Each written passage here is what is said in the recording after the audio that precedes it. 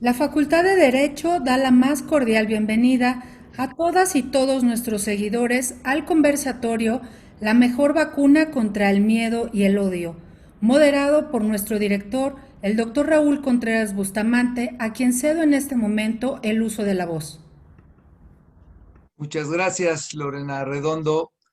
Muy buenos días y muy buenas tardes en España. Tengan todas y todos ustedes que nos están viendo en vivo a través de la página oficial de la Facultad de Derecho en Facebook Live. La Facultad de Derecho de la Universidad de la Nación se viste de gala esta mañana con la celebración del conversatorio La mejor vacuna contra el miedo y el odio, que es un regalo organizado para las alumnas y los alumnos de la generación 2021-2025 de esta institución.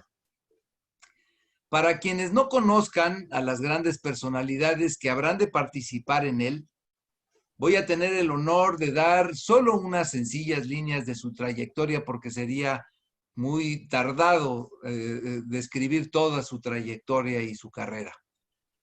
El maestro Fernando Sabater, quien está transmitiendo desde España y a quien le agradecemos de manera infinita que nos regale algo de su valiosísimo tiempo, es uno de los 10 intelectuales más influyentes de Hispanoamérica. Es autor de numerosos libros y ensayos políticos, filosóficos y literarios. Ha escrito novela, ensayo, narraciones, obras de teatro y es divulgador de la cultura en la televisión. Nació en San Sebastián en 1947 y es parte del movimiento por la paz y la no violencia.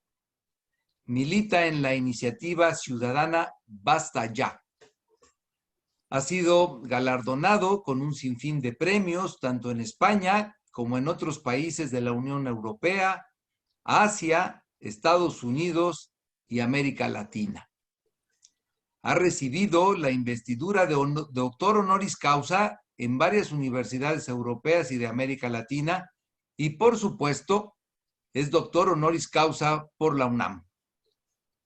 Entre su numerosa obra son de gran interés para los futuros abogados: Ética para Amador, Política para Amador, El valor de educar, Ética de urgencia, Las preguntas de la vida y muchas otras más que estarán a su disposición en la lista de libros y de lecturas que tendrán como recomendación que hacer.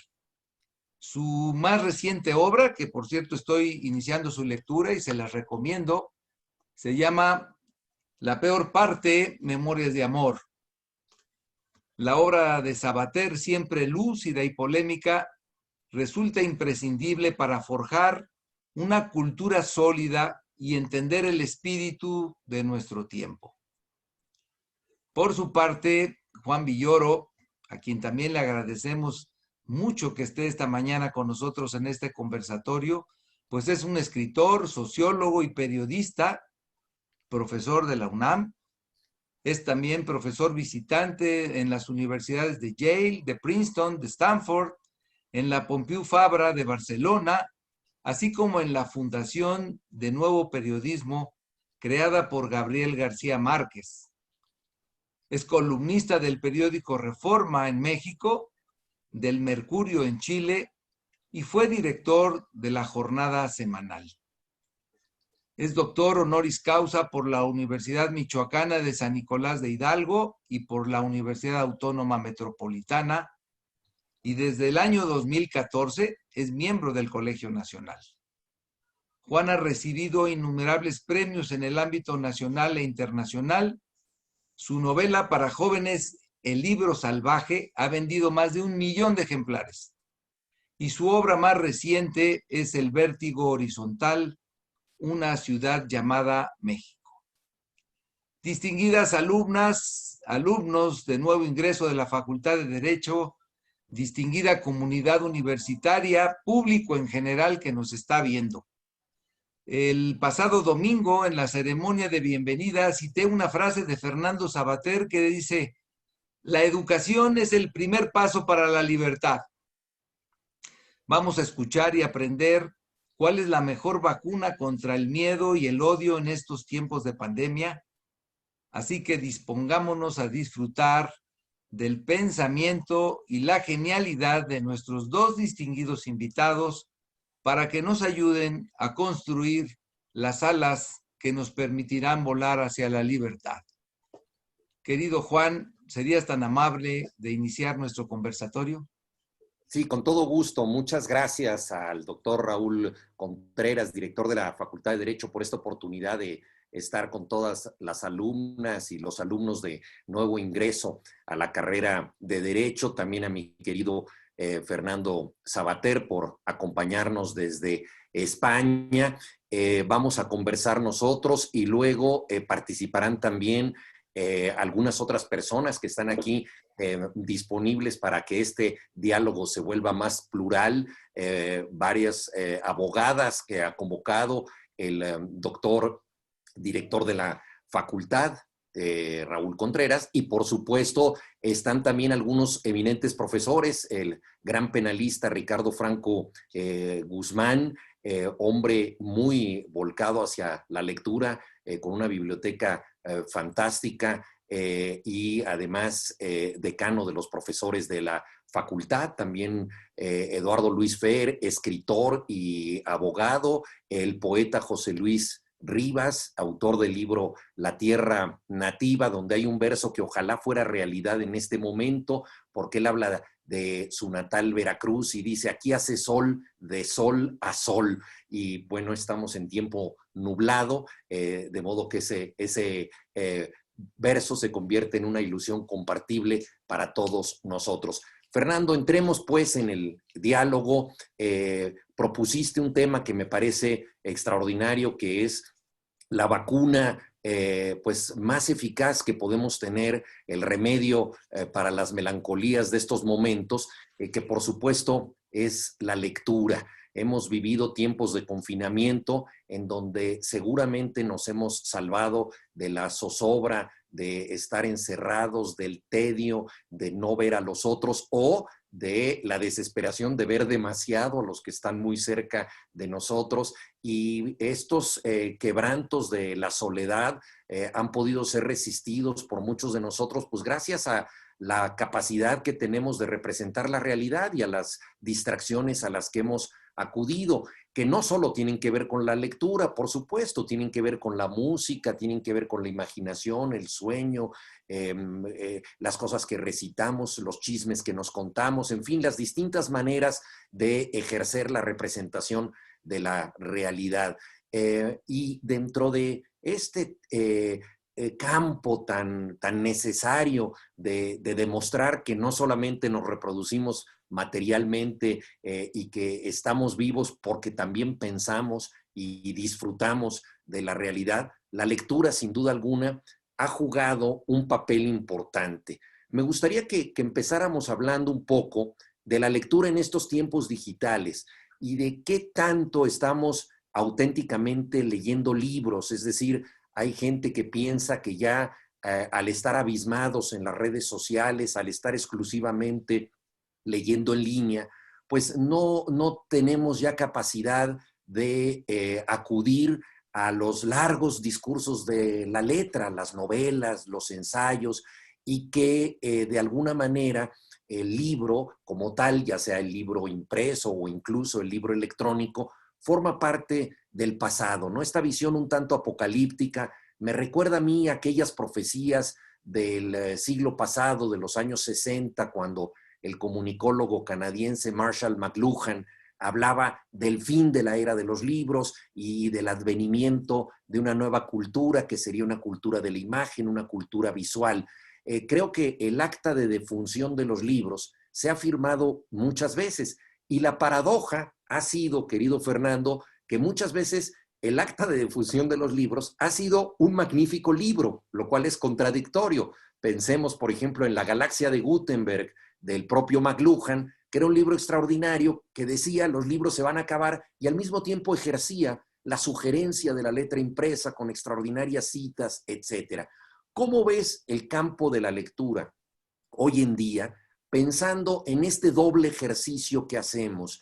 leer en pantalla, leer fragmentariamente, leer a saltos, que es lo que hacemos muchas veces en tiempos digitales, y al mismo tiempo la lectura de libros, la lectura de fondo, la lectura de largo plazo, que no necesariamente se cancelan unas a otras, a pesar de este permanente canto del cisne, de que el libro tiene sus días contados. ¿Cómo has visto la lectura en estos tiempos tan especiales que estamos viviendo, Fernando? Bueno, querido Juan, queridos amigos que estáis escuchando, primero, por supuesto, insistir en lo contento y en lo feliz que vuelvo a estar estando en contacto con mis amigos mexicanos, a los que tanto echo de menos, desde que me he tenido que quedar aquí confinados, encerrado con esta pandemia que nos tiene acosados. Yo llevo casi 6 meses sin salir de casa, y acordándome al tener que asomarme siempre con la mascarilla esta puesta, el bozal puesto, me acuerdo de la divisa de Descartes, ¿no? Descartes tenía como lema latino Larvatus prodeo, es decir, avanzo enmascarado, voy enmascarado. Bueno, ahora todos somos cartesianos, ¿no? Nos hemos vuelto todos cartesianos porque ya todos avanzamos con la máscara puesta. En el tema de la lectura, efectivamente, yo creo que se mezclan algunos malentendidos. Yo diría que en nuestra época se lee casi más que nunca. Es decir, hubo un bache en que se decía que los jóvenes no leían, que solo veían imágenes, películas, músicas, pero hoy todos los jóvenes que están pendientes de Internet, de las redes sociales, etcétera, están leyendo. No están leyendo en el mismo sentido que se veía antes, cuando la lectura estaba basada en el papel impreso, en los periódicos, en los libros, pero naturalmente que están leyendo y escribiendo y comunicándose en las formas actuales de esa comunicación escrita. Pensemos que el libro, tal como lo conocemos, el libro impreso, el libro en cuarto que tenemos en las bibliotecas, ahora estoy viendo a Juan tiene por detrás de él a todos sus libros, esos libros efectivamente son para Juan, para mí y para tantos otros el mundo de la lectura, pero no es exclusivo. Aristóteles o el propio Séneca no habían visto nunca libros como esos. Es decir, no vamos a decir que Aristóteles no leyó, o que Séneca no leyó, pero no leyeron libros en el sentido que hoy llamamos libros. El libro es una cosa relativamente moderna que aparece, digamos, en un momento de la historia precedido por muchísimos años, siglos de lectura. Antes de los libros hubo siglos de lectores.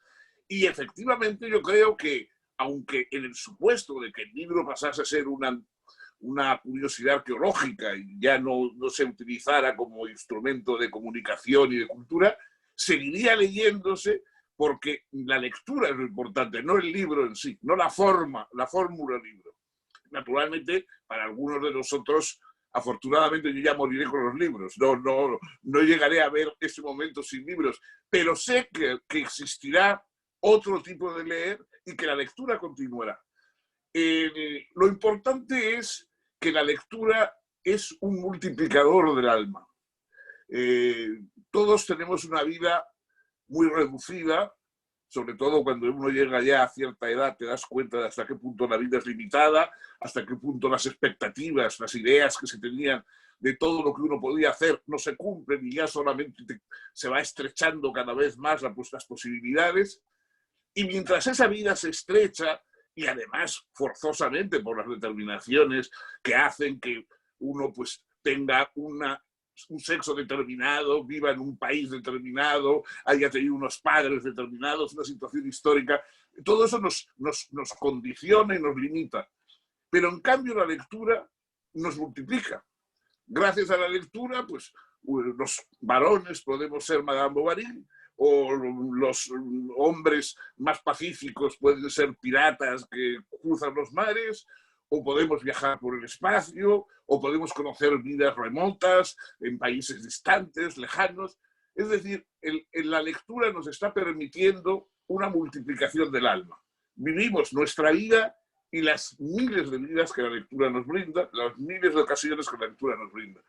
Yo creo que en ese momento, cuando estamos encerrados en estos meses, semanas tan largas de encierro, todos nos hemos dado cuenta de la importancia que tiene la lectura como multiplicador de la vida.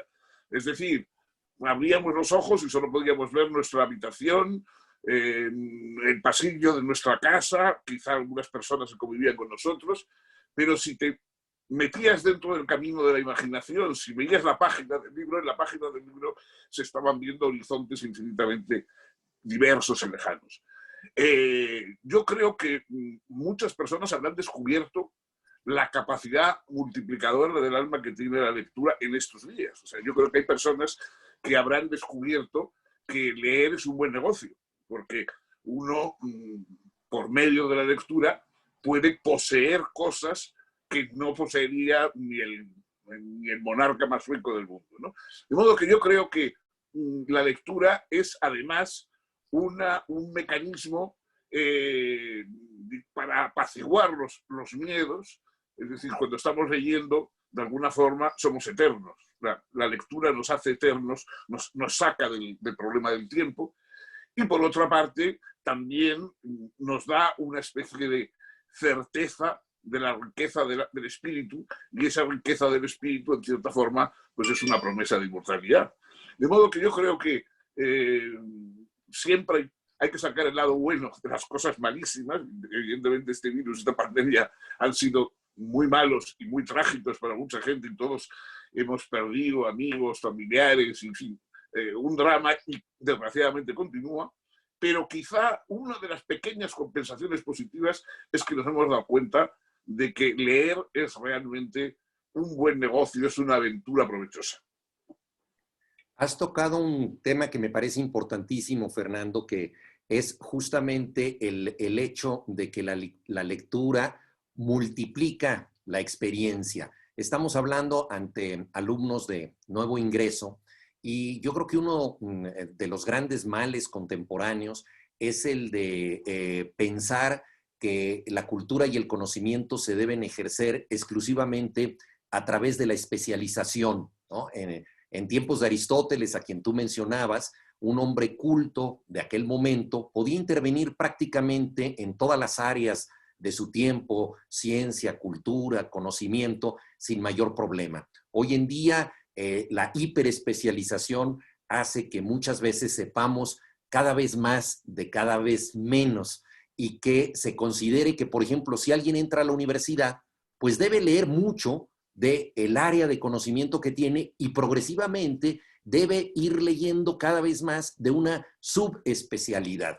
Y lo que tú acabas de decir me parece extraordinario para mantener el temple ilustrado en el conocimiento contemporáneo, que es el de entender la lectura no como algo exclusivamente para especialistas, incluso la lectura muchas veces de textos que no tienen que ver con tu campo de estudios. Yo creo que fortalece mucho al futuro abogado o al futuro sociólogo o al futuro médico el conocer muchas otras cosas de campos distintos, ¿no? En el siglo XVIII, Lichtenberg decía: el que solo conoce a sus hijos, ni siquiera a sus hijos los conoce bien. Es decir, cuando solamente sabes de una cosa, no puedes medirla con las demás. Por eso me parece tan esencial lo que acabas de decir, este efecto multiplicador del alma, que yo creo que le viene bien a cualquier lector en relación con cualquier disciplina. Es decir, un abogado que lee literatura, que lee de historia, que lee de política, de ciencia, de muchos otros campos, por el solo hecho de tener contacto con esta multiplicación de la experiencia humana, va a ser un mejor profesional en su propio campo, ¿no? Entonces, creo que hay que trabajar mucho en pensar que la lectura no es para especialistas. En ocasiones alguien te dice: no, yo no leo esas novelas porque no son para mí, eso es para el que lee mucho, ¿no? Y yo creo que también ahí hay un cierto prejuicio e incluso un miedo, ¿no? Son demasiados los libros que hay y de pronto siente la gente temor de acceder a ellos. Entonces me gustaría que nos hablaras un poco más de este sentido de pluralidad del conocimiento necesario para no encerrarnos en un solo campo. Tú que has tocado tantas áreas de la experiencia humana. Tu formación es como filósofo, pero te has acercado a muchos otros campos, incluyendo pasiones tuyas, como por ejemplo las carreras de caballos, a las que has dedicado libros extraordinarios. Entonces, ¿por qué no nos hablas un poco más de esta necesaria polivalencia o de esta necesaria pluralidad del conocimiento para no quedarnos exclusivamente en un solo campo del que sepamos mucho, pero en detrimento de todo lo demás, y entonces como resultado final, pues siendo incluso ignorantes porque ese campo tan especializado ya no nos sirve para comunicarnos con los otros?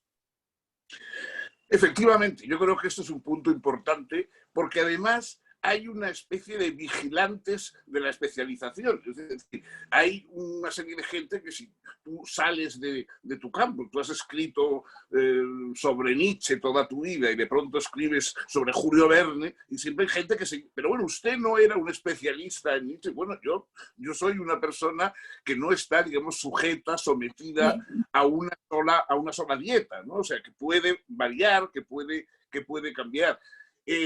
Ortega y Gasset hablaba de la barbarie del especialista. Es decir, el especialista que no hace más que cultivar su especialidad, que cierra cada vez más el ángulo de su visión, que solamente va viendo un punto cada vez más minúsculo, termina convirtiéndose en un bárbaro. A pesar de que sea un reputadísimo especialista en su materia, él termina siendo un bárbaro porque no conoce nada de lo demás, no sabe nada de lo demás y por lo tanto le faltan las conexiones generales con el mundo. Uno de los casos de un diseño más o menos irónico de bárbaro literario era el personaje de Sherlock Holmes, según nos cuenta su creador, Arthur Conan Doyle.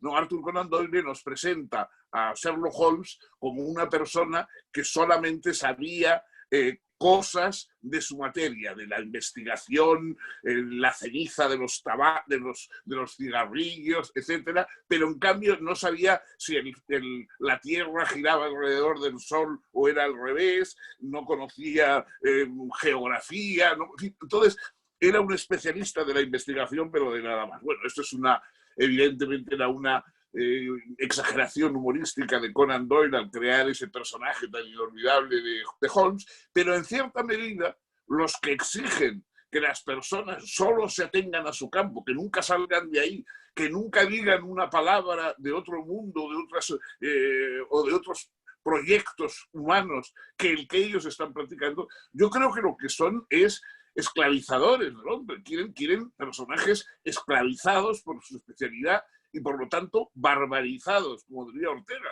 convertidos en bárbaros que saben muchísimo de casi nada. Al final, el ideal del especialista es saberlo todo de nada, porque cerrar absolutamente el campo. Yo creo que efectivamente la lectura, y la lectura variada, una dieta, lo mismo que se dice que debemos tener una dieta variada en que haya todos elementos diferentes para mantener la salud. Yo también creo que para mantener la salud de nuestras almas hay que tener una dieta variada. Está muy bien que tengamos una especialidad para ganarnos la vida, para ejercer una profesión, pero lo más interesante es precisamente todo lo que rodea esa especialidad, todo lo que nos amplía, todo lo que nos ensancha, todo lo que nos conecta con otros campos. Yo creo que es mucho más interesante. Yo por lo menos me pasa que prefiero hablar con una persona digamos, que se dedica a cosas totalmente diferentes a mí, es decir, un artesano, un jinete de carreras, alguien que se dedica a cosas distintas a las que yo me dedico, que hablar con un colega,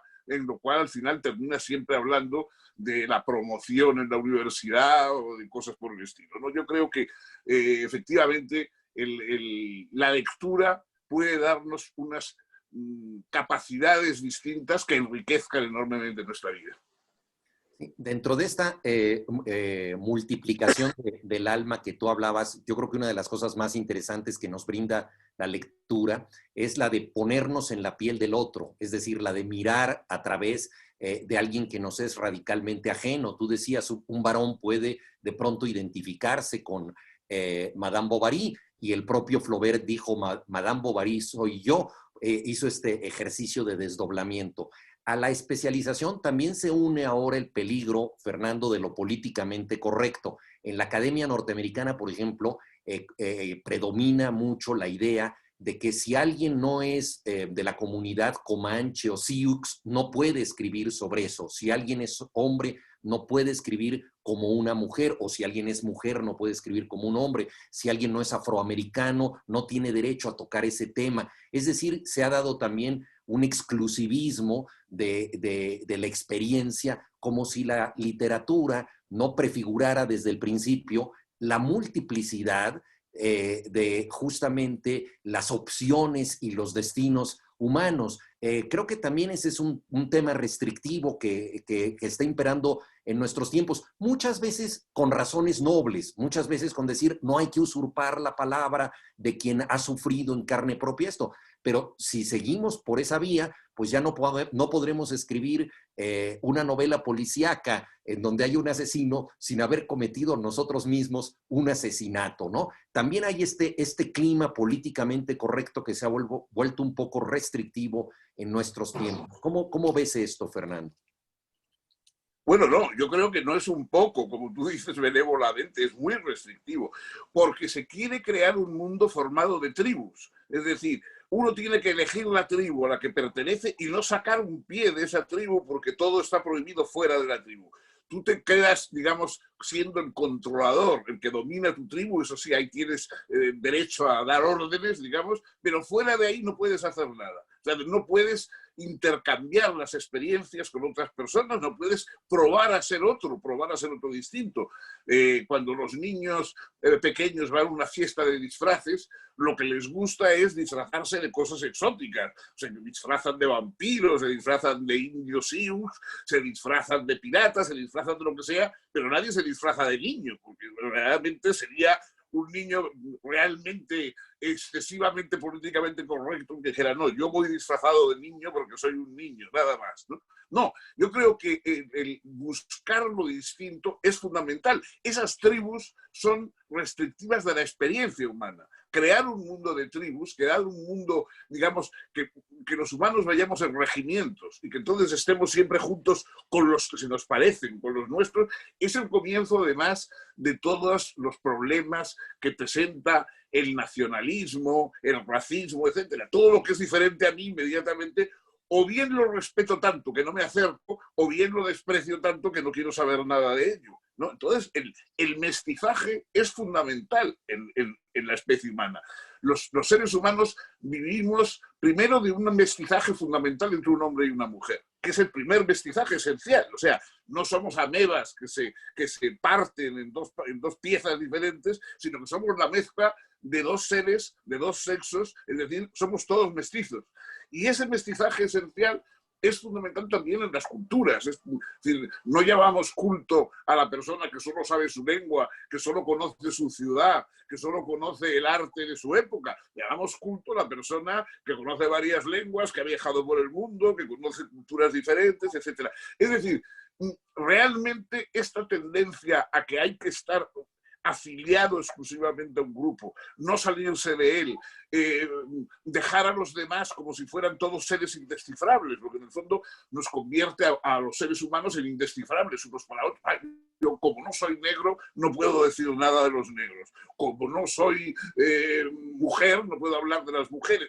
Bueno, eso querría decir que los humanos no compartimos la humanidad, solo compartimos algunos aspectos de humanidad que nos han tocado en suerte y los demás son indescifrables para nosotros. Yo creo que esto es un enorme error, una enorme equivocación y que verdaderamente amenaza el concepto mismo de cultura. O sea, no, aparte de una serie de excesos humorísticos, que en fin, a veces pues, los satíricos con razón parodian, etcétera, pero aparte de esto es un asunto muy serio, es decir, se está atacando al principio de la cultura, que es el ensanchamiento de la experiencia y no su estrechamiento y su organización casi militar dentro de unas filas exclusivas, ¿no? Como nos estamos dirigiendo a los jóvenes estudiantes de Derecho, me gustaría que habláramos un poco de la relación entre literatura y Derecho. Durante mucho tiempo en México, la mayoría de los escritores cursaron formalmente como carrera fundamental, la carrera de Derecho, porque era la carrera que brindaba un acceso más fácil a las humanidades, no había tanta variedad de carreras humanísticas y de ciencias sociales como la hay hoy en día, y además brindaba la posibilidad de poder vivir de algo, porque según sabemos de la literatura es más difícil vivir que del derecho. Y esta relación ha sido muy provechosa. Escritores mexicanos como Carlos Fuentes y Sergio Pitol tuvieron maestros como el refugiado español en México, Manuel Pedroso, que enseñaba derecho poniendo como ejemplo las tragedias de Shakespeare. Y como sabemos, el propio Shakespeare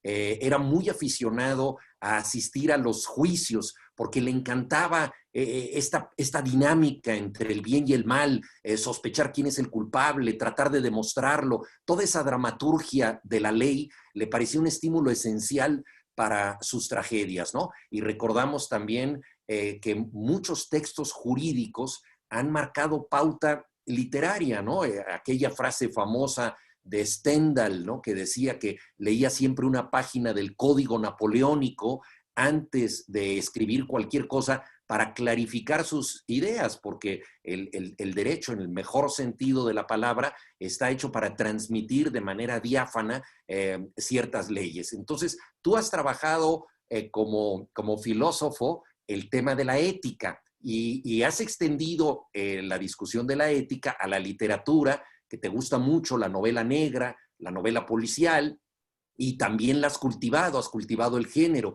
Entonces, me gustaría un poco que hablaras de la relación entre la literatura, el derecho, la ética y el delito, que son temas creo que muy próximos a quienes nos están escuchando en este momento, Fernando. Bueno, imagínate, mi padre era notario, de modo que yo de alguna manera venía de una familia que estaba centrada en los temas de derecho, y como desde que empecé mis cursos en la escuela se vio que mi incapacidad para las matemáticas y para las ciencias era verdaderamente prodigiosa.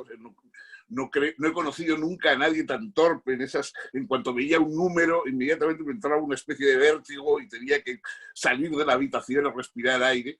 Entonces, como se vio que yo no servía absolutamente para nada en el terreno de la ciencia, se dio por hecho que yo iba a hacer derecho como mi padre, luego haría oposiciones a notaría, y en fin, eso se dio por descartado, de tal manera que el día que me fui a matricular en la universidad, en Madrid, la Universidad de Derecho está justo enfrente de la Universidad de Filosofía. Son dos edificios gemelos, de la misma forma, etcétera, y están uno frente a otro, separados por 150 metros.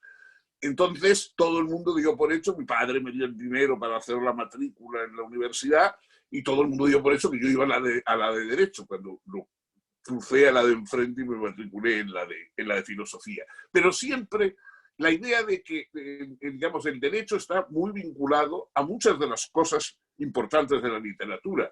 Por ejemplo, la persuasión, la organización persuasiva del mundo. Es decir, escribir un libro es intentar poner orden en el caos del mundo.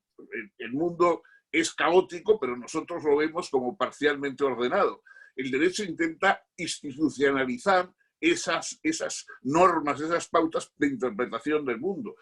Un novelista, un escritor, un filósofo en su caso, lo que tratan es también de organizar ese caos, de crear unas pautas. Y como no hay pruebas decisivas de que las cosas tengan que ser como a nosotros nos parecen, la argumentación, la persuasión, la capacidad de poder convencer al otro de unas perspectivas u otras, eso es fundamental. Yo creo que eso es una de las tareas humanísticas por excelencia. Entonces, la persuasión y la capacidad también de ser persuadido, porque muchas veces yo creo que olvidamos que una de las características importantes en la democracia, cuando uno vive en una democracia, es la capacidad que tienes de persuadir a otros, y de ahí que no se llamen democracias parlamentarias, por ese parlamento, se razona, etcétera, pero también la capacidad de ser persuadido. Es decir, esas gentes que tienen orgullos de ser inconquistables a la razón, que jamás cambian de opinión. Yo pienso lo mismo que pensaba a los 17 años, lo cual quiere decir que ni a los 17 años ni ahora ha pensado nunca nada, ¿no? Que se le metió una idea en la cabeza como esas moscas que se meten dentro de una botella y no encuentran la salida, ¿no? Entonces, no, hay que tener el orgullo de ser persuadible, de que los argumentos le convenzan a uno, ¿no? Entonces, Shakespeare, por ejemplo, es un maestro en la presentación de esos parlamentos casi jurídicos, digamos, que convencen no solamente en el escenario, sino también en el patio de butacas, ¿no?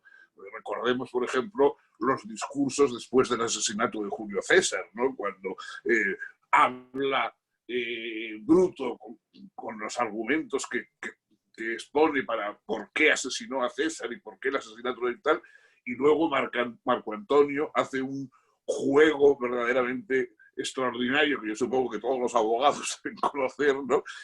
Fingiendo darle la razón a Bruto, pero dando completamente la vuelta a sus argumentos, de tal modo que al final todos los espectadores se dan cuenta del crimen cometido, del error de que César no merecía ese asesinato, ¿no? Bueno, yo creo que efectivamente el derecho, por su capacidad de persuadir, por su intento de introducir leyes en el caos del universo, de buscar argumentos a la vida, porque un argumento es una línea de continuidad en el caos de la vida. O sea, si el que sabe desarrollar un argumento es porque sabe marcar un camino en los acontecimientos confusos del mundo. Y el derecho también trata de establecer unas pautas para que entendamos nuestra convivencia y entendamos el mundo en que vivimos, lo cual es una función parecida a la que tiene el literato, el escritor, el novelista, el filósofo. Yo creo que hay efectivamente un parecido, por lo menos una interrelación, y de ahí que muchos buenos escritores de temas muy diversos hayan pasado por el derecho en primer lugar, o sea, hayan hecho sus primeras armas, digamos, en el derecho y después hayan llevado esos conocimientos a otros campos literarios. Fernando, antes de ceder la palabra a las personas que nos acompañan, me gustaría hacerte una última pregunta. Me parece que una de las contribuciones más ricas que has hecho ha sido la de defender algo que normalmente no se defiende tanto en la cultura hispanoamericana, que es el sentido del humor y el sentido incluso de la alegría. Escribiste un notable ensayo sobre la imaginación alegre y dedicaste todo un libro al contenido de la felicidad. La cultura muchas veces se asume como algo lúgubre, como algo que nos causa una impresión tan profunda que no puede estar asociado con la ligereza y menos con el sentido del humor. En especial la cultura mexicana ha tenido obras maestras que han tenido que ver con situaciones muy dramáticas. Baste pensar en títulos como El laberinto de la soledad, Muerte sin fin, El luto humano, Los días enmascarados. Es decir, esta sensación, y quizá también porque México ha sido un país muy dramático y con muchos quebrantos, de que el arte, la cultura, el pensamiento, o son dramáticos o no son. Y tú has hecho una defensa de este atributo de la inteligencia, que es el humor, que es la risa, el placer y la felicidad. Esto creo que ha sido decisivo para que muchas otras personas nos sintamos autorizadas a disfrutar sin tanto sentido de culpa. Muchas veces parecería que si no eres un sufriente ejemplar, si no tienes el pesimismo de la inteligencia, pues no puedes después esperanzarte en otras cosas. Entonces me gustaría que nos hablaras un poco de esto, porque yo creo que es una percepción vital de la cultura que ayuda mucho a disfrutarla y hacer que la cultura sea ante todo un gozo. Borges decía, no entiendo el masoquismo del que no quiere leer, porque leer es ante todo un placer. Efectivamente. Viene de muy atrás la idea de que el conocimiento aumenta el dolor, ¿no? Está en el Eclesiastés, está en la tradición bíblica, está la idea de que quien más sabe, más sufre. O sea, que el que no quiera sufrir tiene que procurar prescindir de los conocimientos. Y eso, de alguna manera, continúa. O sea, hoy cuando te dicen de un escritor es terriblemente lúcido, ya sabemos que no es precisamente lúcido en el sentido de que encuentra el lado humorístico del mundo, que también podría ser una forma de lucidez, sino que es un señor que cuenta cosas dramáticas respecto a la miseria del mundo, a los horrores de la vida, etcétera, etcétera. Lo cual es verdad que es una parte del mundo, pero por otra parte también podría ser lúcido descubrir otros aspectos positivos, humorísticos. Yo recuerdo un caso muy curioso en la biografía de Voltaire, que es uno de mis autores, digamos, de cabecera y un gran humorista también, ¿no? Entonces, Voltaire tuvo una amante célebre, Madame de Châtelet, una mujer cultísima, inteligentísima, verdaderamente extraordinaria, que escribió específicamente sobre la felicidad, etc. Pero era una mujer muy culta, sabía muchas matemáticas, etc., pero era una mujer seria en el terreno cultural. Voltaire se empeñó en enseñarla inglés para que pudiera disfrutar de Shakespeare. Y efectivamente ella pues, puso gran trabajo, que logró leer las obras de Shakespeare y quedó encantada como todo el mundo, ¿no? Y luego empezó a intentar enseñarle español para que pudiera leer a Cervantes, etcétera, etcétera. Y inmediatamente ya ahí Madame de Châtelet retrocedió y dijo, no, yo no me molesto en aprender una lengua cuya obra principal es una sátira. No. Entonces, digamos, el hecho de que la obra principal escrita en España fuera una humorística, como es el Quijote, eso ya le parecía que quitaba peso, quitaba importancia, quitaba radicalidad literaria. Bueno, yo creo que eso todavía continúa.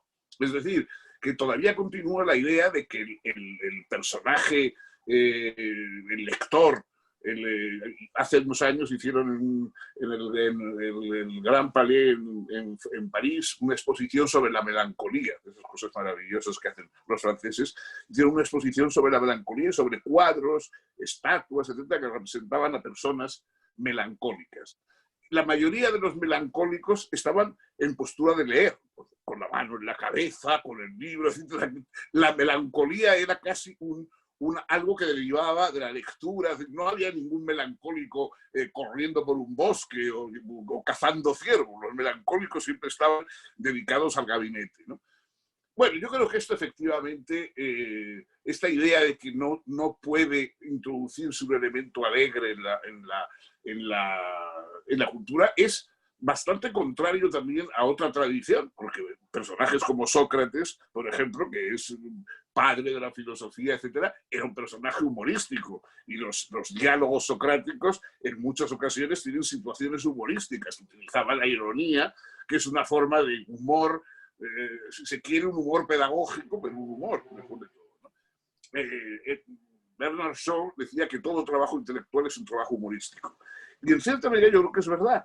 O sea, primero porque el intentar comprender el universo, que un mamífero como nosotros trate de comprender las estrellas, realmente tiene algo de humor ya como proyecto. Entonces, la desproporción entre nuestra pequeñez y la grandeza del mundo y los intentos de comprenderlo, etcétera, ya hay que hacer las cosas sonriendo, ¿no? Ya verdaderamente tomarse en serio a uno mismo y tomarse en serio lo que uno va a saber, bueno, yo creo que no es una indicación de gran inteligencia, ¿no? Lo que pasa es que, bueno, es verdad que en el carácter de uno hay personas pues, que son menos alegres, o sea que la alegría también es algo que está entretejido en nuestro ser, en nuestra forma de ser, ¿no? Yo he sido muy alegre durante muchos años de mi vida, he tenido la alegría, digamos, como una especie casi de un don ingenuo y luego, pues, desgraciadamente lo he ido perdiendo por desgracias, por dolores. Entonces, bueno, es verdad que tampoco la alegría tiene uno que tenerla por garantizada. Por eso tiene que aprovecharla cuando la tiene. Yo creo que nadie debe dejar la alegría para el día siguiente. Y bueno, ya estaré alegre la semana que viene, esta semana voy... No, hay que estar alegre inmediatamente, ahora. No esperes a la semana que viene, porque la semana que viene puede traer algo que te quite la alegría definitivamente. Muchas gracias, Fernando. No quisiera yo acaparar la palabra, hemos hablado 45 minutos lo cual equivale a medio tiempo de fútbol. Hay otras personas que pueden hacer... Todavía están ahí las otras Sí, personas. sí, no, no se han ido, todo el mundo está muy atento. No sé si ¿quién guiará las preguntas? Si alguien tiene alguna pregunta, no sé si el doctor Raúl Contreras. Si quieres, Juan, yo, Magnífico, bueno, primero, antes de estafeta. las preguntas y respuestas, creo que tenemos que decir que le han producido una gran alegría a la comunidad de escucharlos, ¿eh? Y la verdad es que muchos se preguntaban, ¿por qué del tema? Y yo les he dicho que en esta facultad nosotros aspiramos a forjar juristas en un sentido amplio, humanistas, no simplemente licenciados en Derecho y abogados, sino poseedores de una gran cultura y una gran conciencia social. Y la verdad es que esto que acabamos de escuchar, pues refuerza. Miren, yo tengo una lista de grandes intelectuales mexicanos que han estudiado Derecho. Está José Vasconcelos, Jaime Torres Bodet, Daniel Cosío Villegas, don Alfonso García Robles, que fue premio Nobel, Octavio Paz, Carlos Fuentes, que ya mencionabas, Juan, Carlos Monsiváis, Sergio Pitol, Ricardo Garibay, Rafael Solana, Salvador Novo, Javier Villaurrutia y últimamente Jorge Volpi, que es el coordinador de cultura de la UNAM, han estudiado Derecho y se han dedicado pues a la literatura y a otras especialidades. Así que esta plática que ustedes nos están dando hoy, pues es precisamente el carácter formativo al que aspiramos nosotros que tengan nuestros jóvenes, no solamente buenos especialistas en Derecho, sino poseedores de una gran cultura. Le voy a pedir de favor a algunos de los asistentes que hagan una pregunta concreta para que podamos aprovechar el tiempo de las respuestas y que después de hacer la pregunta me digan a cuál de los dos está dirigida para que ellos puedan contestar. Si les parece bien, empezamos primero las damas. A ver, la secretaria, bueno, debería de dejar que preguntara Angelina Peralta, pero como es amiga de los dos y habla muy seguido con ustedes, mejor solamente la vamos a dejar como espectadora. Y vamos a pedirle a Sonia Venegas, la secretaria académica de la facultad, haga la primera pregunta, Sonia. Sí, muy buenas tardes a todos. Felicitar y agradecer este magno y extraordinario conversatorio. Es un gran regalo en este inicio de semestre. Me gustaría preguntarle al maestro Sabater, nosotros como docentes, ¿cómo podemos encender una chispa de esperanza para nuestros alumnos cuando vivimos esta crisis, pues combinado con todo, ¿no? Es una crisis sanitaria, económica y en nuestro país particularmente, pues hasta política y social. Muchas gracias. Yo creo que en el fondo, si nos tuviéramos que detener por las crisis, el mundo nunca hubiera empezado, digamos, a crear arte y a crear humanismo, etcétera. En un cuento, Borges, hablando de un antepasado suyo, dice, le tocaron, como a todos los hombres, malos tiempos en que vivir. Yo creo que a todos los hombres nos tocan malos tiempos, a todos los seres humanos, quiero decir, nos tocan malos tiempos en que vivir. Es verdad que hay épocas especialmente en que eso se nota mucho, pero el docente tiene la obligación, digamos, profesional de ser optimista.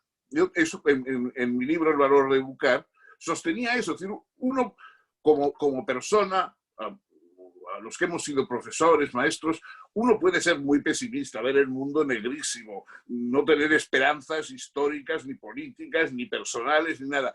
Pero en el momento que entra en el aula, obligatoriamente tiene que ser optimista, porque la idea de ir a enseñar algo valioso a otros ya es una idea enormemente optimista. O sea, creer que las personas pueden aprender, creer que uno es capaz de enseñar cosas valiosas a los demás, es el acto supremo de optimismo. Entonces, los docentes tenemos la obligación del optimismo, aunque nada va a salir del aula, nos vayamos a un excusado a llorar por nuestras penas, pero en el aula tenemos que ser optimistas.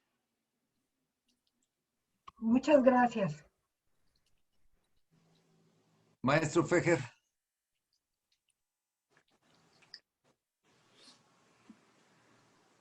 Encienda su micrófono.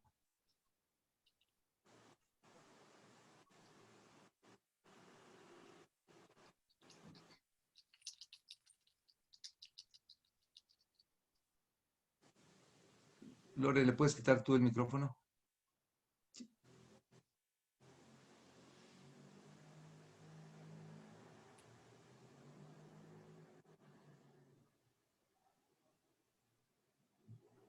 Bueno, vamos a dejar. Andrea Arabelas, una pregunta en lo que el doctor Fejer logra destrabar su micrófono. Andrea. Ya lo tengo, perdón. Adelante. Perdonen, muy buenas tardes. Señor Sabater, y amigos, hay una fábula donde están dos centauros, macho y hembra, platicando a la orilla de la playa, y está el centaurito jugando con las olas. Entonces, la mamá centauro le dice al papá centauro, ¿cómo le explicamos al niño que esto no es un mito? O que no es un mito el niño. Esto viene con relación a la pandemia, que hay tanta gente en tantas partes que piensa que esto es un mito.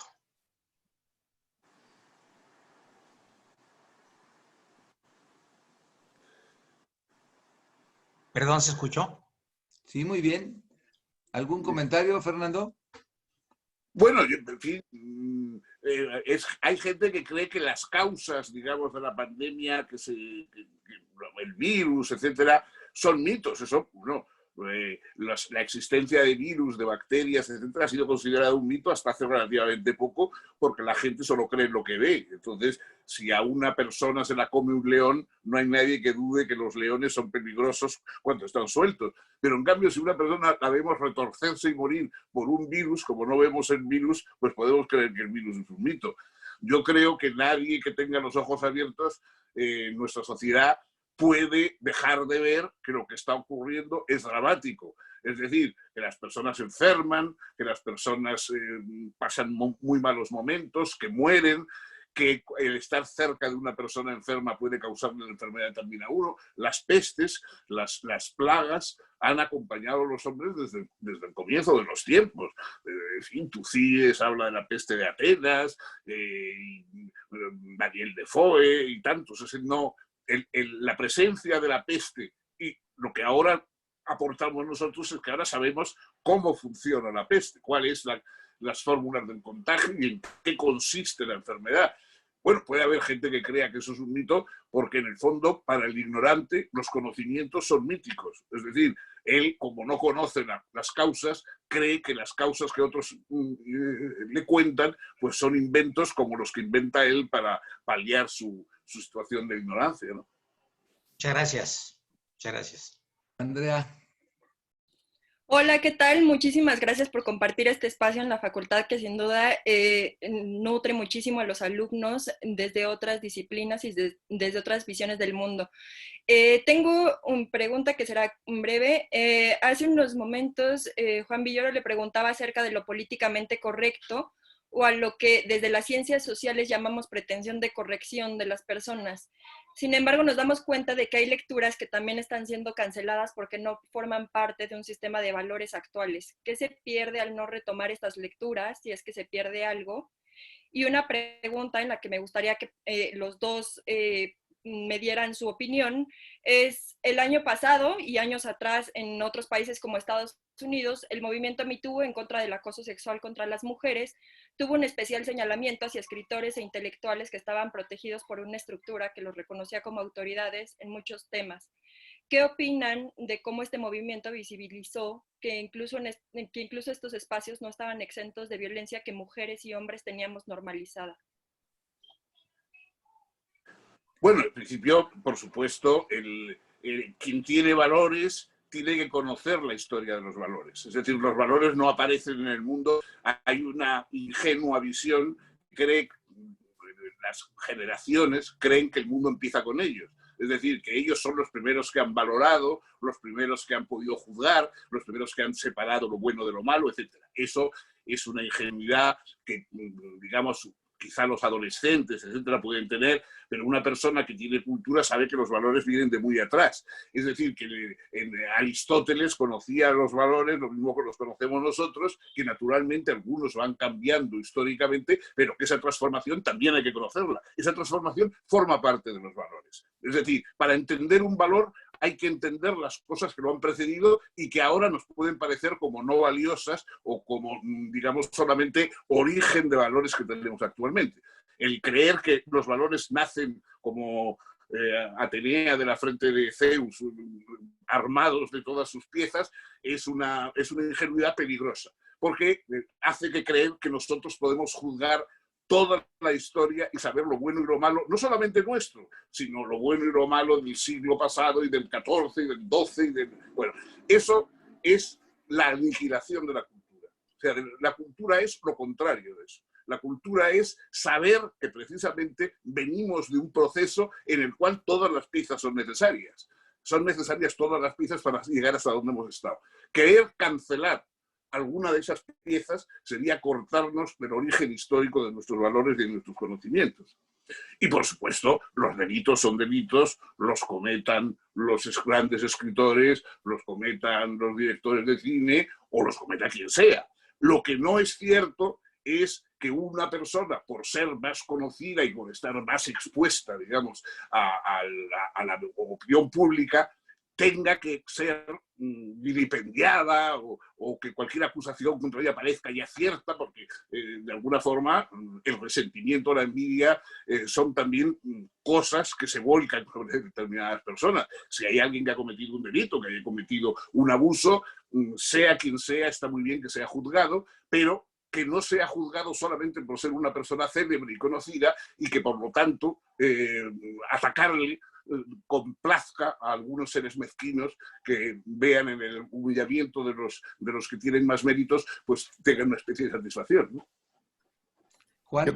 Sí, quisiera hacer una pequeña apostilla sobre el caso mexicano. Me parece central lo que plantea Andrea y creo que el derecho tiene aún mucho recorrido posible en este campo. Yo creo que no debe haber impunidad para los delitos de ningún tipo, como decía Fernando, sea quien sea el que los cometa. Entonces no puede haber una patente de corso y decir, como este es un profesor extraordinario, no se le puede hacer nada. Y desgraciadamente durante mucho tiempo eso fue una costumbre. Aquí en México es muy difícil, por ejemplo, demostrar que una mujer que ha sido víctima de un crimen lo fue por cuestión de género, es decir, lo fue por el hecho de ser mujer que la puso en una condición vulnerable. En el Ministerio Público se suele recomendar que si la mujer sobrevivió a este ataque, que diga fue un intento de robo o fue un intento de asesinato, dice, porque no se va a poder perseguir el caso si se inscribe en el feminicidio. De modo que se tiene que crear una cultura muy amparada en el derecho para que estas denuncias puedan tener el recorrido que deben tener. Eso es muy importante. Por otra parte, mencionaba Andrea el caso de Me Too, que me parece un movimiento decisivo. Creo que es fundamental el nombre mismo de este movimiento, a mí también, o yo también, en el sentido de dar la cara.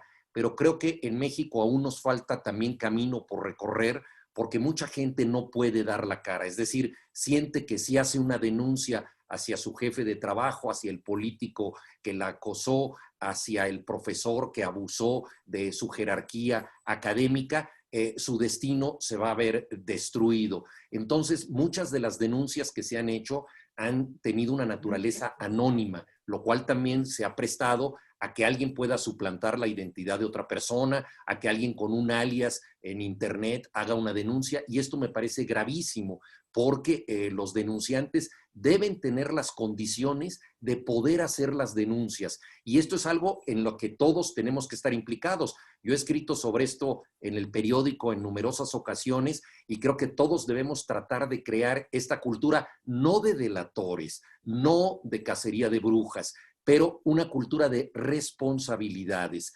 Responsabilidad para el que ejerce un cargo y que no abuse de él, y también responsabilidad del denunciante, que pueda tener la libertad de hacerlo con su propio nombre y de presentar las pruebas. Algo que ahora no ocurre, y entonces queda una sanción como una sanción que es la del rumor o la del desprestigio a través del chisme, y eso creo que no tiene que ver con el derecho, ya que estamos en este ámbito en donde la ley es lo importante. Y creo que ahí hay mucho camino todavía por recorrer en México. A ver, don Ricardo Franco, ¿qué opinan los penalistas sobre esto? ¿Qué están haciendo los penalistas para lograr esta igualdad de género y visibilizar estos abusos que se cometen contra las mujeres que van en contra de todo este desarrollo cultural?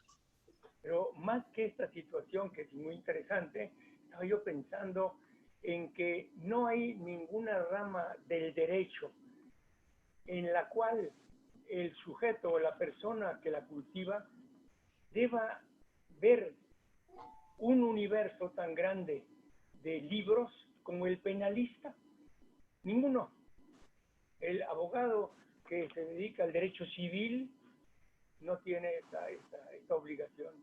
El que se dedica al derecho del trabajo, el que se dedica al derecho agrario, ¿no? El penalista, en cambio, es un hombre, es un profesor que debe cultivar todas las ramas de la literatura, todas, absolutamente. Es decir, debe conocer de astronomía, debe conocer de biología, de medicina, no hay rama en donde no tenga que ver el penalista. Y además el penalista debe estar dotado de humorismo. Estaba yo pensando en que en nuestro código penal, había un capítulo llamado Reglas Comunes para Lesiones y Homicidio, ¿verdad?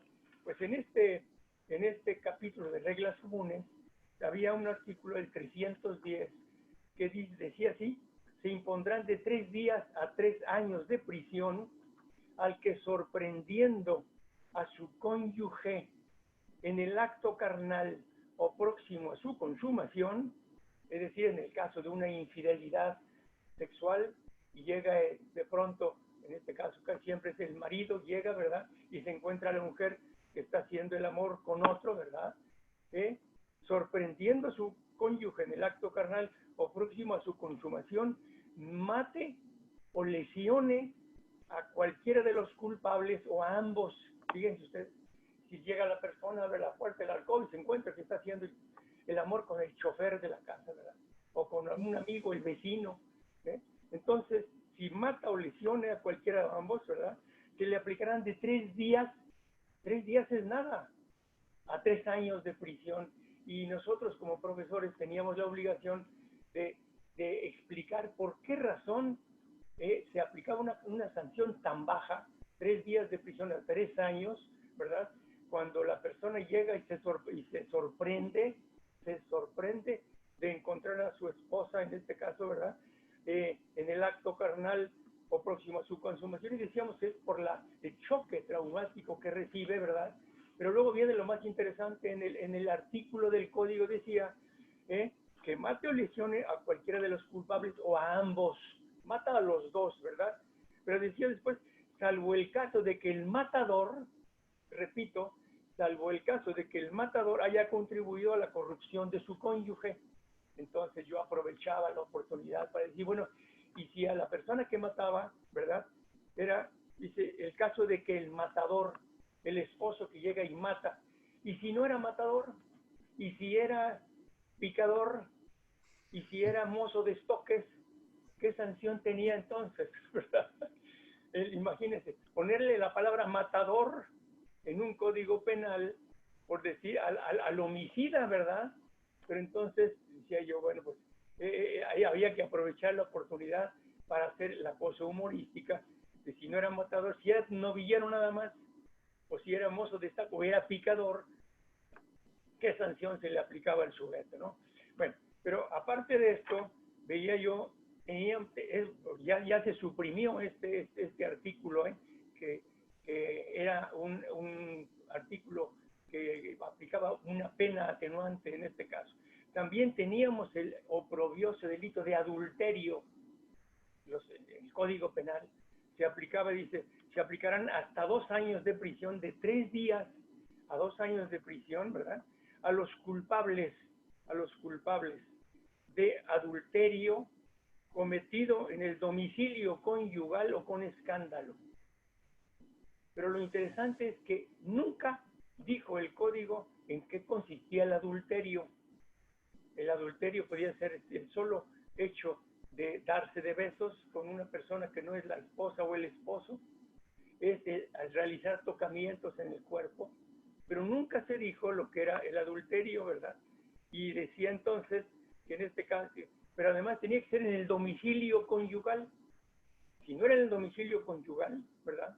Era en un hotel de paso, dice, o con escándalo, entonces ya no se aplicaba esta pena atenuada. Bueno, pero aparte de eso, decía yo, el penalista debe saber de todo, debe saber de anatomía, debe saber de matemáticas, de astronomía, de todas las materias, de tal manera que yo estoy muy contento de que en esta plática nuestro estimable filósofo don Fernando Sabater esté con nosotros para ver qué opina del humorismo en el derecho. Es todo. Muy amable. Muchas gracias. A ver, don Fernando, desde luego que a los que estaban procesados no les parecía nada humorístico. Hoy lo vemos como humorístico porque ya está derogado, pero ¿qué comentario te merece Sí, estas yo barbaridades que creo tiene el código? Yo creo que efectivamente el derecho hay que intentar tomárselo en serio, ¿no? O sea, es verdad que a veces adopta unos aspectos que ahora nos pueden ser chocantes, ¿no? La obra El Mercader de Venecia, por ejemplo, de Shakespeare, en el que el acreedor quiere cobrarse una libra de carne del que le han prometido, digamos, en la obra, en fin, pues, por una venganza, etcétera. Bueno, eso es un drama y es una tragedia, evidentemente, pero por otra parte tiene un punto de humor. O sea, es decir, bueno, ¿cómo puede uno permitir, digamos, que le arranquen una libra de carne si además tiene que ser sin sangre, sin ningún tipo de otro daño, etcétera, como pasa en la obra? Bueno, yo creo que realmente el derecho, si tiene humor, es involuntario. Es decir, si hay aspectos humorísticos en el derecho, esos aspectos los ponemos nosotros, pues eso, porque haya un olvido, porque haya una ambigüedad que se preste a un humor, pero en su propósito auténtico el derecho no tiene nada, me parece, humorístico, es más bien serio y mejor así, porque realmente está en juego la libertad, la amenaza de la vida de las personas, etc. Yo lo que nunca no he terminado de entender en el caso de la pareja sorprendida en adulterio es ¿por qué el que la sorprende siempre el marido? También podría ser la mujer, sería la mujer entonces la que podría matar a los otros dos, no sé. Yo creo que digamos, el que redactó ese artículo ha leído pocas novelas policíacas, porque Agatha Christie cuenta muchos casos de señoras que han matado a sus cónyuges. Entonces, bueno, yo creo que digamos, la idea esa de que siempre es el marido el que venga a su honor es un poco ingenua. Basta remontarse a los clásicos y leer Medea o alguna obra de estas para darse cuenta de que es más complicado el asunto de lo que parece. Ya hemos abusado del tiempo. Cassandra, ¿quieres hacer alguna pregunta rápida? Esta es una alumna de la distinguidísima de la facultad. A ver, Cassandra. Buenas tardes a todas y a todos. Respecto a este tiempo que hemos pasado en la pandemia, y en este sentido dirigía mi pregunta hacia el maestro Juan Villoro, leía una nota reciente hace una semana en la que hablaba sobre su última obra, la de Examen Extraordinario, que es una antología, me parece, y mencionaba que la pandemia es nuestro examen extraordinario. Me gustaría, si es que pudiera explicarnos un poco, porque menciona que los seres humanos somos especialistas en oportunidades perdidas. Y me gustaría que lo desglosara un poco. Y muchas gracias, Cassandra. Bueno, no sé si Fernando Sabater está familiarizado con el nombre que se le da a la última oportunidad de pasar, de aprobar una materia en México, que es el examen extraordinario. La palabra extraordinario haría pensar que tal vez se trata de algo espléndido y los mexicanos somos especialistas en encontrar eufemismos para hacer que los momentos dramáticos y tristes se conviertan en una oportunidad no tan grave. Entonces, en vez de decir ya casi estás reprobado y no vas a poder seguir con esta materia, dicen tienes una oportunidad extraordinaria, ese examen. Entonces, bueno, me pareció un buen título para una antología de cuentos porque lo reuní con el propósito de que se sometieran nuevamente al Tribunal de los Lectores y a ver si aprueban ese examen extraordinario. Y en cierta forma, pues lo que hemos vivido ahora es un examen de nuestro comportamiento. No es nada nuevo, lo mencionaba muy oportunamente Fernando Savater, Tucídides, Sófocles escribieron de la peste, Boccaccio hizo su Decamerón en tiempos de la peste en Italia, en el siglo XVII, Daniel Defoe escribió el Diario de la Peste, y así abundan testimonios de episodios parecidos al que estamos viviendo nosotros, pero este nos está poniendo a prueba y ha suspendido el tipo de vida que llevábamos en el planeta. Y la verdad es que yo creo que no tendría mucho sentido regresar a lo de antes porque el mundo no estaba nada bien. Era un mundo que daban ganas de decir esa frase de una joven filósofa de 6 años, Mafalda, que decía, detengan el mundo que me quiero bajar, ¿no? Porque realmente la situación del planeta con el ecocidio, que ya es prácticamente inviable, la discriminación de mujeres, de minorías de distinto tipo, la polarización política, el resurgimiento de fanatismos y nacionalismos, el predominio de la tecnología que nos permite comunicarnos en este momento, pero que también nos convierte a nosotros en los principales productos del planeta y hace que nuestros datos personales sean una mercancía. En fin, toda esta situación habla de un estado de cosas bastante lamentable. Creo que la pandemia en ese sentido, al ser un momento de pausa, de análisis, de examen de conciencia, es una oportunidad de replantear muchas cosas que claramente están mal. Recordemos, para pensar solo una escena, los cruceros llenos de gente contagiada que quería llegar a puerto y que se negaban a recibirlos en los puertos. Esos focos de contagio, de contaminación de los mares, están ahí desde hace mucho tiempo en beneficio de unos cuantos que quieren vivir una experiencia que no está siendo, creo yo, buena para las colectividades del mundo. Entonces, ahora tenemos esta oportunidad de replanteamiento. ¿Qué puede pasar después? Hay muchas cosas que hay que corregir. Ojalá lo hagamos, ojalá haya una mayor conciencia ecológica, ojalá la necesaria discusión entre la gente pueda prosperar. A mí me parece importante recordar la etimología de inmunidad y la etimología de comunidad. Comparten una partícula que es munus, que quiere decir tributo. El inmune no tiene que pagar tributo. La comunidad lo paga entre todos. Solo podemos ser inmunes si reaccionamos en comunidad. Tenemos un mundo suficientemente conectado para ser contagioso, y de ahí la pandemia, pero no suficientemente unido para responder a ella como colectividad, como comunidad. Entonces yo creo que este es un desafío, es una gran oportunidad, pero como decía yo, en esa declaración el ser humano es especialista en oportunidades perdidas. Ojalá esta no sea una de ellas. Qué maravillosa reflexión. A ver, rápido, Oscar, porque estamos abusando del tiempo. Muchas gracias.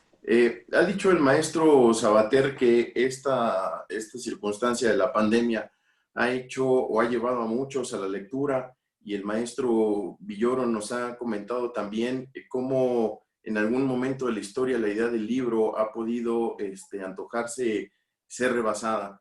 Mi pregunta es la siguiente para ambos expositores. Si leer es importante, la pregunta sería, ¿leer lo que sea es por sí mismo valioso, o la lectura que necesitamos y que hoy en día necesitan los jóvenes estudiantes, no solo la Facultad de Derecho, sino la juventud en general, necesitan leer lo que sea o necesitan algún tipo de lectura en específico para poder encaminarlos? Y esto lo digo porque si la lectura, como dice el maestro Savater, es multiplicadora del alma, lo que una persona lee Entonces, es de suma importancia, pues ello va a multiplicar lo bueno o lo malo del contenido de sus lecturas. Don Fernando. Bueno, sí, yo creo que, en primer lugar, nadie puede determinar lo que deben leer los otros, ¿no? Es decir, cuando se habla de clásicos, los clásicos eran los libros que se utilizaban en la clase, es decir, que se manejaban en las clases, de modo que cuando nosotros decimos que leemos los clásicos, quiere decir, leemos el tipo de libros que han sido considerados a lo largo del tiempo como más necesarios para la formación humana, etc.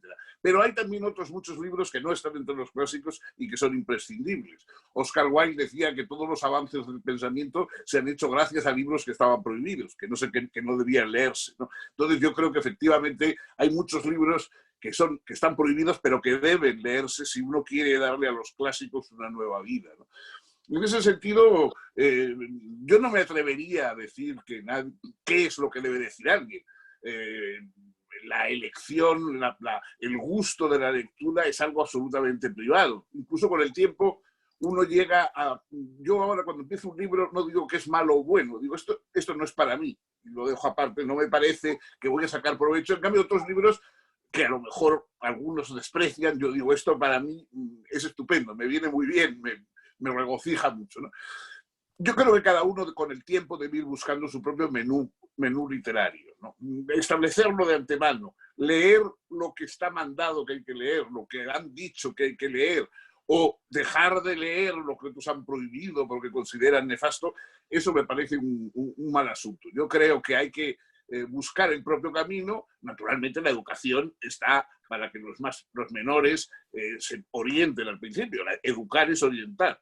Entonces, la educación es dar una primera orientación a partir de la cual cada uno debe seguir su propio camino de lecturas, etc. Don Juan.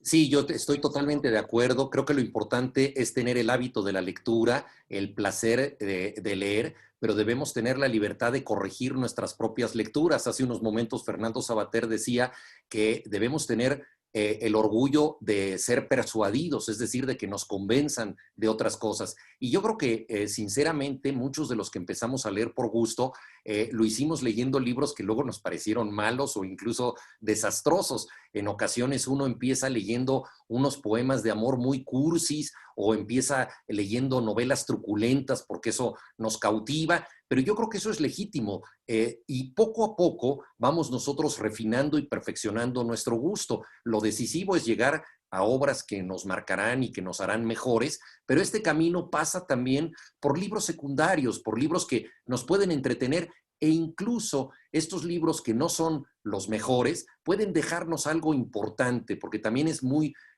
significativa la forma en que nosotros leemos y lo que podemos extraer de ellos. Entonces yo creo que lo decisivo es tener el placer, el gusto, y poco a poco todos vamos refinando lo que leemos y llegando a las obras que tarde o temprano revelan que también para nosotros son fundamentales. Citlali, para terminar. Ya, solamente dos palabras, si me permite. A ver, don Ricardo. Dos palabras, solamente recordar en aquellos años de los primeros de la licenciatura en Derecho en la Escuela de Jurisprudencia, cuando llegó un número extraordinario de españoles de todas las ramas a darle un impulso extraordinario en México a todas las ciencias. Recuerdo aquí a don Luis Jiménez de Azúa, que tuve la fortuna de ser amigo personal de él, conocerlo desde aquella época, ¿verdad? Y después hacer viajes con él a Europa. Don Niceto Alcalá Zamora, el profesor penalista don Mariano Jiménez Huerta, todos profesores de la facultad, y a don Mariano Ruiz Funes, que por cierto, no se olviden que yo mi nombre es Ricardo Franco, me tomaba del brazo y me decía, ¿cómo me cae bien usted? Lástima de apellido. Nada más, es todo. Gracias, Ricardo. A ver, Citlali, para terminar. Buenas tardes a todos. Es un gran honor haber compartido esta aula virtual con los escritores tan destacados como lo son Juan Villoro y Fernando Savater. Mi pregunta es encaminada a una importante mención o una opinión que ha tenido Savater acerca de la nueva normalidad, y es aquella acertada afirmación de que es necesaria una conciencia de que en una sociedad democrática todos somos educadores, no solamente los profesores, sino también la familia, las personas destacadas tanto en la política, en el arte, los deportes e incluso en los medios de comunicación, porque finalmente son parte de este proceso de aprendizaje. Estos tienen que ser conscientes de su función pedagógica y, claro, el papel que juegan dentro de este nuevo modelo de educación a distancia. Entonces, mi pregunta es, ¿cómo cree que afecta o beneficia el proceso de aprendizaje estas nuevas formas de enseñanza que la pandemia nos ha dejado? Bueno, mira, yo creo que es útil, y en este momento estamos practicándola de una forma útil, es decir, no habríamos podido comunicarnos más que gracias a estos descubrimientos, a estas tecnologías actuales, y en ese sentido, como conexión, como comunicación, etcétera, entre adultos, entre personas más o menos en diversos grados de formación, es muy útil. Pero la educación tiene una base personal, yo creo que inexcusable. Es decir, educar se hace cuerpo a cuerpo. Hay cosas que en la vida que se hacen cuerpo a cuerpo obligadamente. El amor y la educación es una de ellas. Es decir, no se puede educar a nadie a través de una imagen, sino a través de una personalidad. Aprendemos a vivir de personas vivas, con sus defectos, con sus errores, pero están como nosotros vivos. El tener una visión puramente, digamos, casi como una alucinación a través de la pantalla, etcétera, puede informarnos de muchas cosas, podemos adquirir una gran bibliografía, muchos conocimientos, pero la parte de educación, sobre todo en los primeros años, en los años de la infancia, en los años de la primera adolescencia, necesita una presencia humana para educar. Entonces, a mí lo que me asusta un poco, me parece utilísimo, por supuesto, esta tecnología. En estos 6 meses te puedes imaginar que lo está utilizando casi constantemente, como en casos como este, muy gratos, pero la educación es otra cosa. A los niños pequeños sería muy peligroso darles una educación que pareciese que digamos que son dibujos animados los que educan a las personas. Son personas, tienen que ser personas, hay que estar próximo, hay que estar vivo, y yo creo que sería malo que de estas tecnologías que estamos utilizando en la pandemia sacáramos la impresión de que todo puede hacerse a distancia y que por lo tanto ya las escuelas sobran y las aulas sobran. Juan. ¿Qué opinas, Juan? No, nada que agregar. Yo creo que lo que nos ha dicho Fernando es básico. En estos momentos de crisis, la presencia física se ha vuelto optativa. No siempre somos necesarios y en muchas ocasiones seríamos dañinos si estuviéramos presentes. Pero yo creo que este aislamiento ha reforzado la importancia de los actos de presencia. Fernando Savater, yo mismo también hemos escrito obras de teatro y sabemos que en el teatro se da esa comunión, esa catarsis en donde de pronto la emoción contacta con el público. Esa liberación requiere de la presencia del otro, solamente puede ocurrir en compañía y tiene mucho de rito. Y no podemos prescindir de los ritos, y la educación, por supuesto, forma parte de los actos presenciales necesarios. Entonces, creo que después de esta pandemia, si algo hemos aprendido es que disfrutaremos y aprovecharemos mucho más este tipo de actos que nos pueden permitir estar en contacto con los demás. Por supuesto, porque los profesores en clase, con el tiempo, algunos de ellos se llegan a convertir en maestros de vida, que nos enseñan el camino, que a lo mejor nos ayudan a elegir la especialidad, que nos dan alguna recomendación para trabajar, o se convierten en nuestros padrinos de bodas, o son nuestros jefes. Así que la relación maestro-alumno es insustituible. Pues hemos agotado con mucho la paciencia. No sé si José Luis Rivas se quiera despedir de sus antiguos y siempre vivos amigos cariñosos antes de despedir la transmisión. José Luis. Con muchas ganas de mandarles un recio abrazo desde acá, el trópico veracruzano, Que estén muy Ya, bien. Felicidades a todos. Cuídate mucho, José Luis. Un abrazo. No sé si quisieran despedir la transmisión con alguna frase, Fernando, y luego Juan, para que les dejes la última lección a estos jóvenes que pasaron muchos sueños y muchas expectativas para entrar a la universidad y están teniendo que empezar en estas dificultades de la pandemia. ¿Algo que les quieras decir? Bueno, yo creo que decirles que tengan coraje y paciencia, ¿no? En la vida el coraje y la paciencia son fundamentales. Yo no quiero que el mundo cambie ni que se resuelvan todos los problemas. Yo quiero que se acabe la pandemia y podamos vivir como antes. O sea, no, me parece que todos esos pujos regeneracionistas de reformar el mundo, bueno, el mundo está muy bien, hay que seguir luchando por cambiar las cosas, etcétera. Pero ahora lo importante es acabar con la pandemia y que podamos recuperar nuestra libertad, que podamos recuperar nuestra vida habitual, que podamos relacionarnos unos con otros, que podemos tomarnos una copa sin necesidad de quitarnos una máscara. Eso es lo que creo. Entonces, yo ya he pasado una pandemia. En el año 57 hubo lo que se llamó la gripe asiática. Yo tenía 10, 11 años. Y la gripe asiática causó muchas muertes, muchas más que ha causado ahora esta epidemia.